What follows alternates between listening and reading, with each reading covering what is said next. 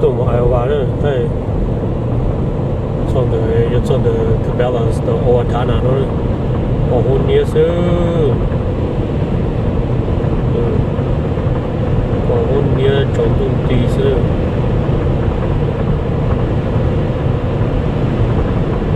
đây tụi mình đã lưu cho Eagle Grove ai vào nữa但是反正被这造的越造的我他那是这什么保护哎，太多那晒点保护很多是的，很多好多头哦他那了呢，对，就怕有保护差不大的，就是那晒保护的，不晒保护可能呢，在那路在了老石头了，那老石头那包到那都给是的，给种地是的。nó cũng sẽ tông kỳ nữa. Ok, bây giờ ai vào là nó sẽ bỏ đi bỏ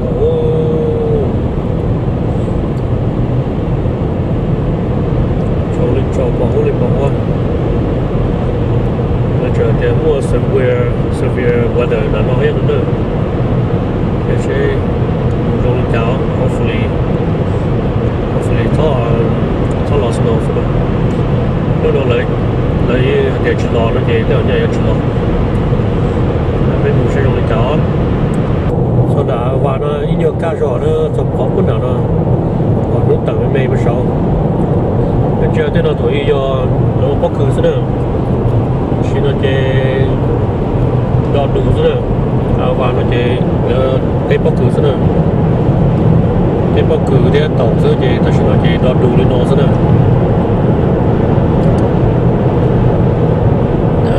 nó chơi còn đúng tờ của gì sâu đó còn đủ dư nó tên nào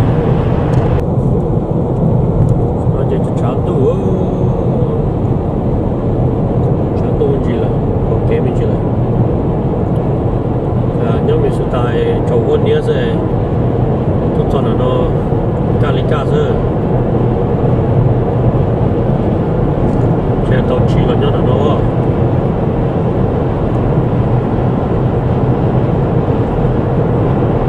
chỉ cả một trái nó chỉ cả đồ ta nhớ về mình sẽ ta được nó giờ sẽ kịp tận một tờ Eagle Grove rồi đó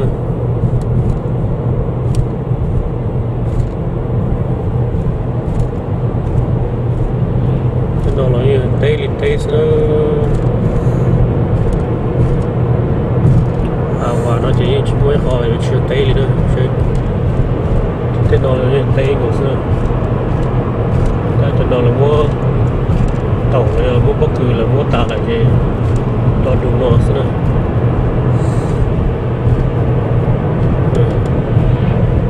tây lịch tây xưa nó giờ lúc giờ Eagle Grove nữa một lúc ta là mẹ thì nó một tí lu tala một tí lu chơi sạch trò nó thế nào tí lu chơi sạch trò nó thế xưa thì nó này rồi luôn bề nhất số nó này Eagle Grove một tủ đá nhớ cái số này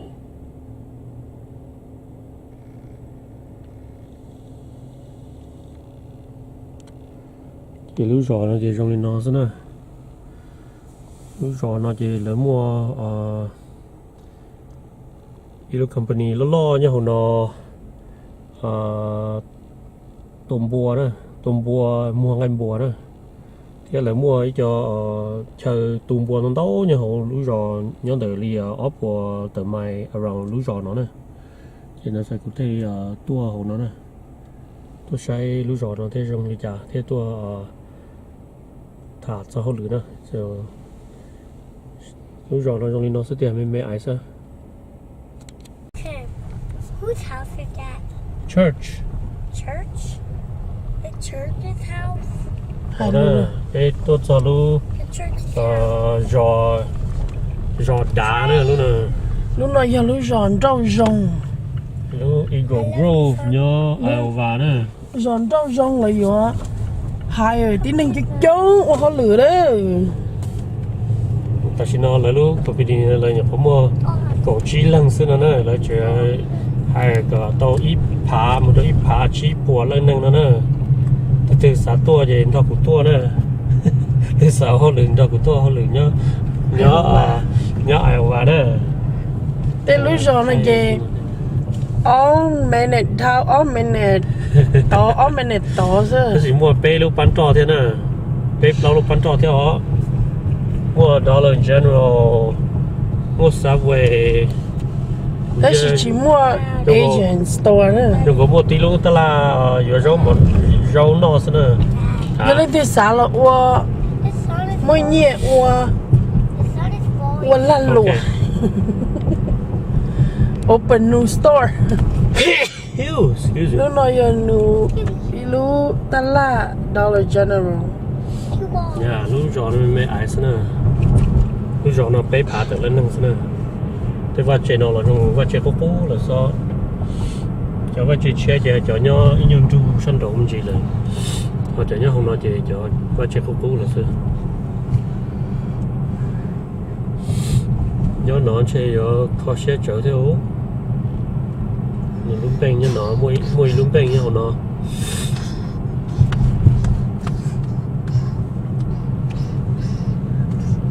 Thì mua lúc bán trọ.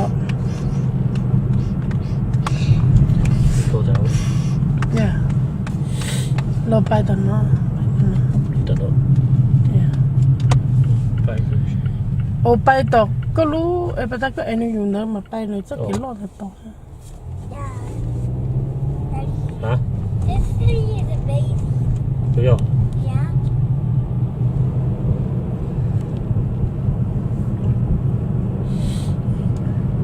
Anh nó to đấy. I think nó to thì cái lon.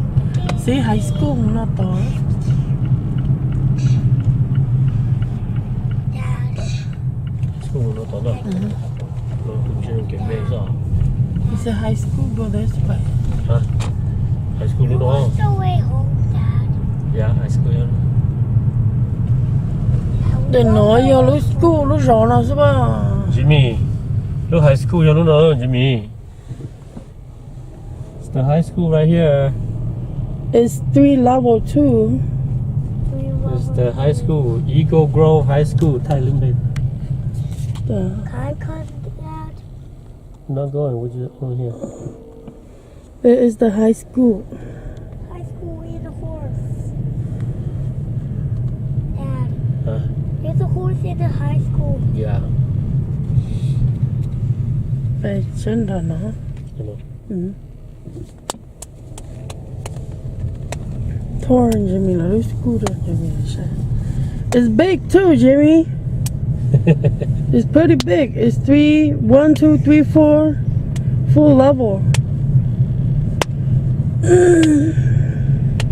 Can I come? Train down there, buddy. Hold on.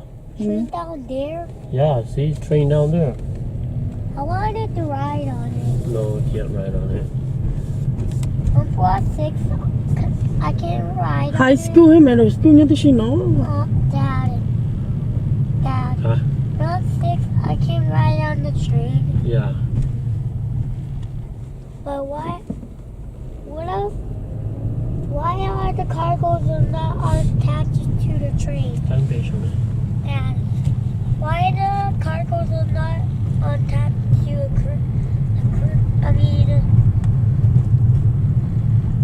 Lúc company là open đã nó là hire ít thì nên là thầy cầu bé mà tôi cầu chí đồ là tờ Cho nên cho manufacturer worker. manufacturer chứ Cầu cho bé ô đâu hông cầu lười chí. chứ Cho đây cho uống ăn bùa. lúc company nó company uống gai bùa uống gai uống nó nè. Dad, look. Daddy, the tower, look. Daddy, the tower, look. Okay. Thì nó sẽ kể đã cá đã bay đâu Twin City á. Nó biết tập một chế. Tower. Chỉ bay Twin City. Nhớ lúc đó nó mà bỏ cho chỗ nó ta li chứ.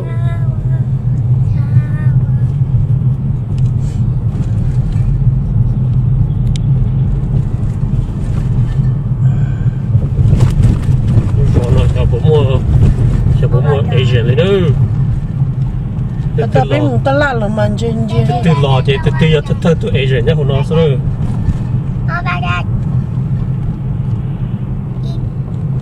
Cha chỉ mới lúc lại mổ cô như nó thế.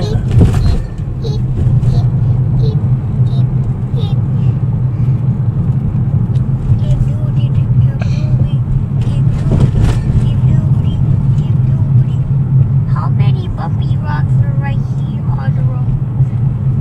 Dad, hả how many bumpy rocks are on this road? I don't know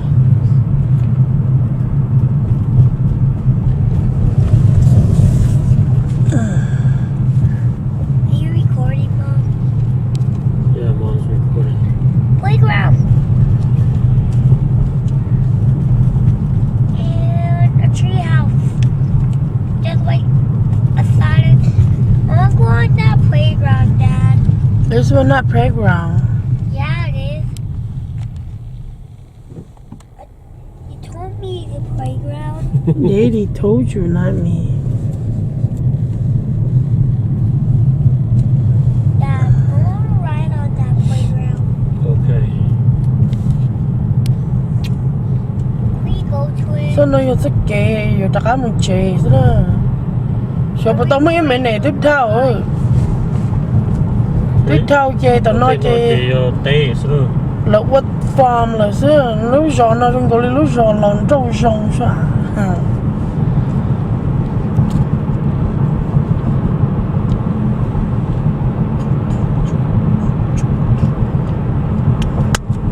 Ta chỉ mà theo chế có拼音chỉ theo.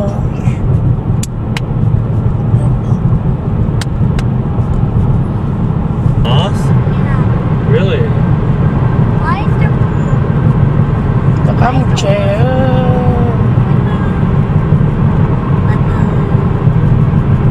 Dad, why is there horse?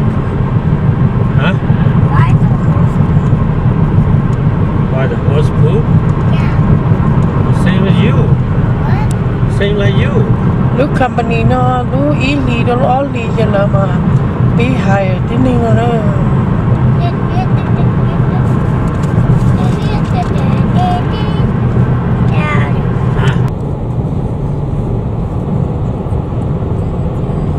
cho nó chán đủ với tất cả lò mồm sự tả đấy 35W nốt là nó. với tất cả lò mồm chế cái phải đã lúc rồi Eagle Grove ta là cái với tất cả lò mồm chế nữa cho nó này rồi số bên châu chi W nốt nữa cho nó chỉ chán đủ chỉ dùng để nó bên tôi thực hiện bên tôi bỏ hoa này cho nó tôi giờ cho bỏ mù giá sẵn trồng luôn nữa bỏ kế lại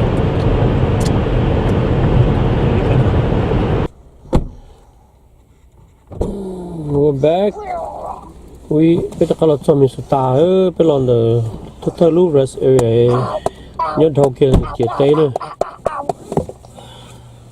bây giờ là lúc hôm nay nhớ kia đầu này chia tay ông ta về Minneapolis nữa nên chưa traffic rồi chưa hả nói ra bây giờ các lòng cao rồi rồi lo mà kèm đi gì nên chuyện cho lo sát tí lo kèm đi gì thì cho nó thế ví dụ cho mong này cho lo tí lo cái gì một nó cho mong là cái gì một đó đi nhớ cho nên nhớ rõ lo cho nên nó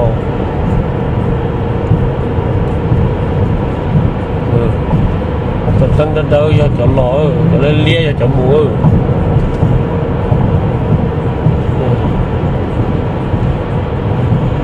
nó chỉ riêng the Valley Fair the Burnsville đó em bị gì theo đâu này cũng bỏ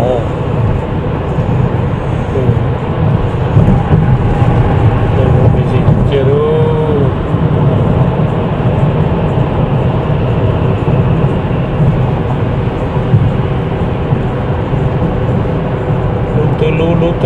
tôi lu số rồi hả theo đâu Để lo tập đoàn thao này.